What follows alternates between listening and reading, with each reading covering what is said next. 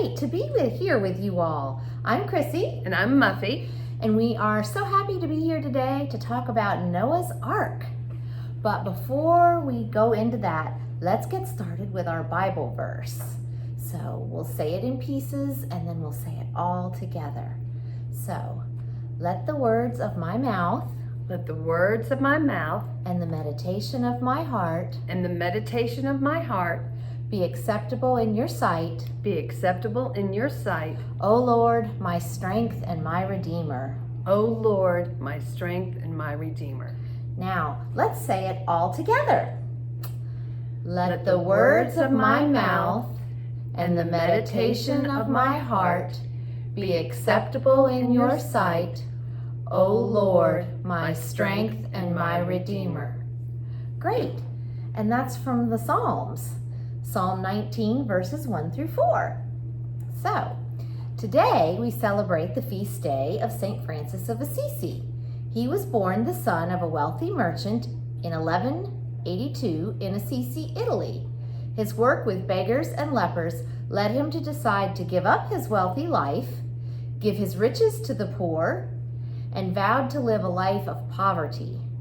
He is also known for his love of the environment and all animals, and he is said to even have preached to the birds.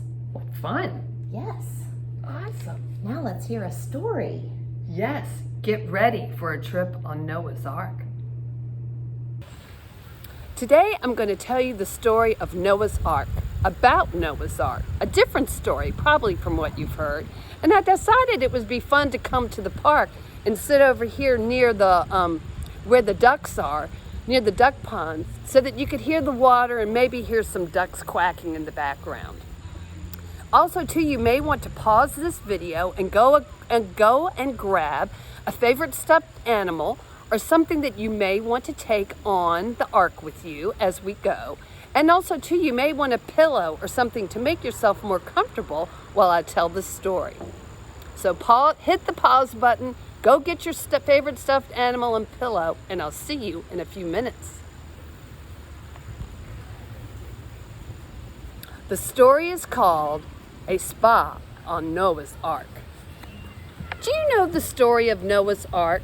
Animals 2 by 2 boarded a big boat that Noah built and sailed away. The rest of the world flooded, but Noah and his family and the animals were safe. I was there. I was one of the 2 doves on board. I can just hear you now. So what, you say? A bird, a boat, a flood, big deal. Little do you know, you see, that I have a secret that I've never told anyone until now. I was a spy, working for God as a special agent on Noah's Ark. I am, in fact, the first dove to have served in the FBI, the Federal Birds of Investigation. And my job was important. I was assigned to watch all of the Ark's passengers and to tell God if they needed anything. Boats are strange places after all. How odd it feels if you have hooves and are used to the soft grass underfoot, or if you have lived deep in the ground and suddenly you're on a world. You are on a world that rocks and moves and sloshes. God told me to comfort the animals and remind them that they are safe and in His hands. God created the world hoping that the people would be kind to each other and all living creatures would get along. But peace did not last. People started doing bad things, bullying, killing, stealing, you name it. Trouble was everywhere. With a heartbreaking sigh, God made a tough decision to start the world all over again.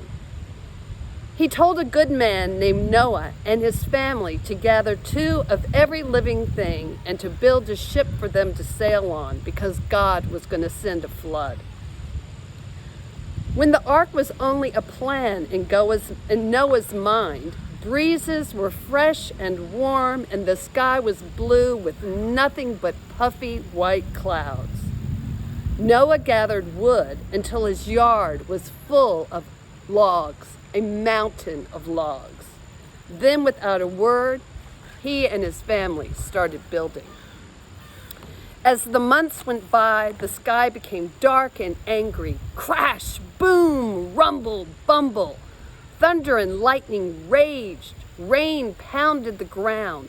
With water rising around him, Noah built that ark higher and higher, with giant stalls for the big animals and tiny cubby holes for the little ones. At last, a huge boat stood before him, longer than a football field and as tall as a 4-story building. Would the boat float? Noah wasn't a builder by trade, so it was hard to tell. But after one particularly dark night, God's voice boomed from the clouds. It is time.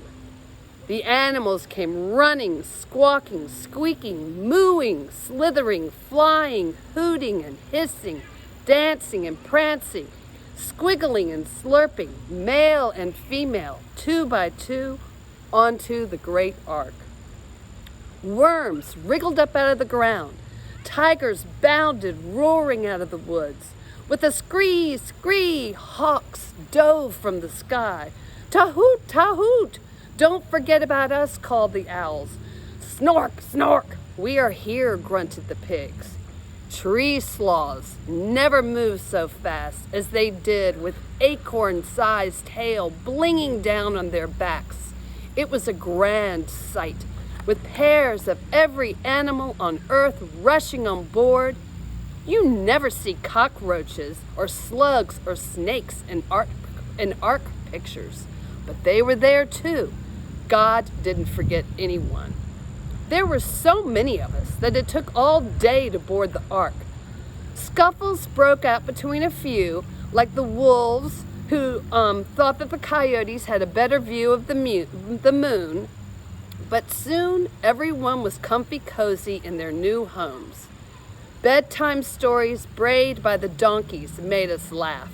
Frogs chanting lullabies made us drowsy. And the fireflies lighted the dusk. We drifted off to sleep until the giant boat, lurching and pitching, rose up and left the land behind. In the morning, we watched the lands and homes of our world disappear. Shrubs first, then treetops and meadows. As the waters rose, whole towns vanished, their tiled roofs disappearing under the waves. Not a single living thing was to be seen above the great flood. It brought a tear to my eye, yet I had to trust that God had a glorious vision for the world. My work started quickly.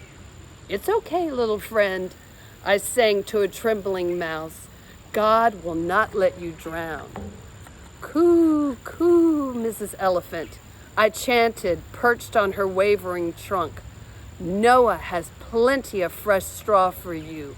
Don't you worry, don't worry." Squeak, holler, moo! Many of us had never been away from our homes before. It was a little scary. We sailed and sailed for days upon days. Some counted 40 days and nights on board. Others counted months and months. We rode high on those waves, not seeing anything but water and sky and each other. And it wasn't the pleasure cruise, you might think. Every night, just as the roosters and elephants were going to bed, the owls would wake up, all wide-eyed and screechy. Just as the lambs ventured out for their morning stroll, the boa constrictors unwound, making the little woolly creatures scramble and run for cover. What would you do after being locked up for so long? The moose took the cats and the dogs on rides on their antlers, and the serpents chased things they'd never seen before, like peacocks with sparkling tails. You should have seen the giant squids poking out their huge tentacles trying to catch the chickens. They didn't want to hurt anyone. They were just having fun with all of their arms. The rain continued to pound away, lightning, thunder, hail. Crash, boom, bingle, boom. You name it, we heard it. That doesn't count the groans and the creaks of the ark itself as the waves pushed and pulled at us, whirling and swirling, often flinging us from side to side. A wild ride for all of us until we found our sea legs and our sea wings, tails and fins. Even though the ark continued to crack and shudder, it became a trusted friend. And then one night, bump, scrape, bam! Our ark had bumped into something we hadn't felt in forever, something solid. Mountaintop rocks. Rumph! Bellowed the bears from below, angry and hungry from months of hibernation. Squawk! Went the wild Greek geese. What is this, matey? What is this, matey? Yelled the parrots from the third floor. Moo me! Bellowed the clouds. Snork! Said the pigs. Then came the sound of a door creaking open from one of the family rooms. Noah stepped out, nightcap on head, candle in hand, standing at the bottom of the ark. He hummed to the llamas. He petted the dogs. He threw balls for the wolves, scratched the pigs, and cheeped to the sparrows. Finally, he reached our cage, and gently he pushed in his arm. Step up, little one. Come on out. We have things to do, you and I. Hopping on his wrist, I waited while he stroked my neck, my head, and pin feathers. After all the storms, it was so soothing. Leave your nest, little one, he said. Go out and see what green places you can find. We are all ready to leave this boat. Noah opened a tiny window, motioning me to go. I pushed my hand against his, stretched my wings, and flew out. Immediately, I remembered the joys of flying through the wind up in my feathers. Up and down I sailed, basking in the fresh air and the light of the rising sun. Sadly, there was no land to be seen. I flew back to the ark and reported that we were still stranded. Noah's eyes dimmed, and he walked away, muttering that he would talk with God. The animals were strangely quiet. Only the mournful howl of a homesick coyote broke the silence. 7 days later, Noah asked me to try again. Still no land in sight, yet this time I found a floating green olive branch and carried it back. Waving it over his head, Noah danced a little jig, shouting, "Yes, yes!" as he carried it through the boat, splashing drops of water over the goats and the sheep and the horses who baaed and rahed and stamped their feet in delight. Hope was in the air.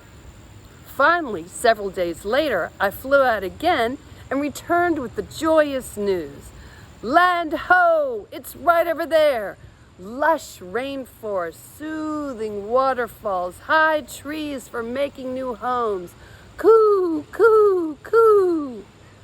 The ark pitched up and down, but this time not from the waves, but from all of the happy feet. Woof! Cree, caw, caw-hoo, caw-hoo, ha-hoo, as the gangplank lowered. Everybody, animals, fish, birds, people cried with their delight. The beach filled with the joyous sound of crowing, barking, hooting, squawking, and singing. Monkeys did cartwheels on the sand. Cockroaches skittered towards wet logs. Bats flew up in the air like playing cards, tossed into the sky. We made it, a whole new world to begin. And begin it did. Within months, we were raising families, including my honey dove and me. Every so often, you'd see a dog asking for a ride on the moose's antlers or a squid swooping up to the ocean's surface to wave a tentacle, we'd learned an important lesson, that all of us in creation are bound together in one big story. Now that the world had a new start, God promised never to flood it again. Making that promise was a big, beautiful rainbow in the sky. The next time you see a rainbow, look a little closer. Federal Birds of Investigation at your service. I'm flying right over top. That was a great story. I hope you all liked it. Thanks. I thought it was fun too. Yes. So you have some goodies in your craft bag that will help you make a dove. Just like in the story. So here's mine. And here's mine. They look pretty much the same. Yeah. So, but remember when you do your bird, give him eyes on both sides so he can see where he's flying. Absolutely.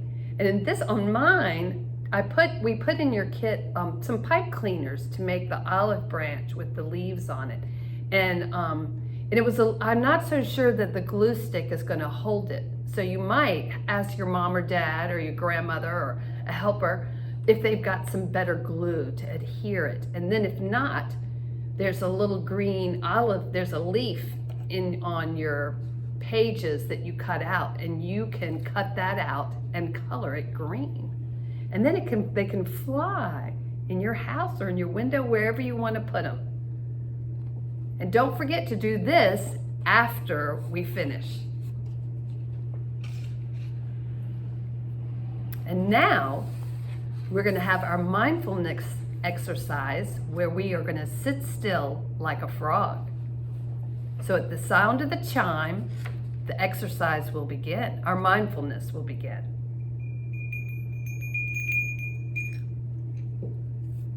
I am going to teach you to sit still like a frog.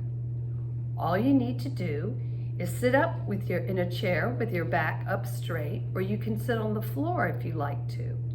You can stretch your legs out in front of you, or you can cross them. You can keep your eyes open, or you can half close them, or you can close them all the way. Do whatever is most comfortable for you. Frogs can leap for great distances, and they can croak very loudly. But did you know that they can sit still for a very long time, doing nothing at all? It can be difficult at first to sit still, but the more you practice, the better you get at it, and soon you'll get used to it. Like a frog, you are sitting as still as you possibly can. Sitting still like this can help you feel calm. Your legs are still, your arms are still, your head is still, and your bottom is still. While you're sitting, you may notice that something is always moving. Maybe it's your finger, maybe it's your eyes, maybe it's your bottom. And that's okay. You'll get better with practice. But also, too, there's something else that's always moving. It's your breath. Put your hands on your belly. Feel your breath going up a bit and down a bit. This calms you down. And now you are sitting still like a frog. Feel your breath going up a bit and down a bit. Feel your breath going up a bit and down a bit. Why don't you try it a couple of times on your own.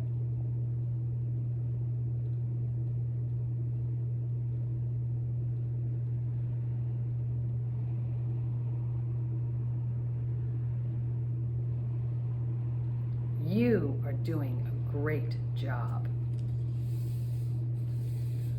When you listen to your breath, it can be very helpful when you fall down and hurt yourself, or when you are angry, or when you're tired, or when you just want to relax. You may want to practice sitting still like a frog tomorrow. I hope you do, and I hope you enjoy it.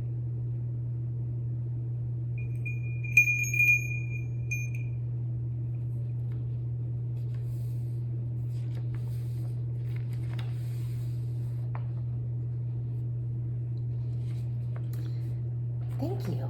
You're welcome. That felt good, didn't it? To sit still did. like a frog. It did. So now let's close with a prayer. A prayer from St. Francis. Yes, a special prayer from St. Francis. Most high, omnipotent, good Lord, to thee be ceaseless praise outpoured, and blessing without measure. Let creatures all give thanks to thee, and serve in great humility.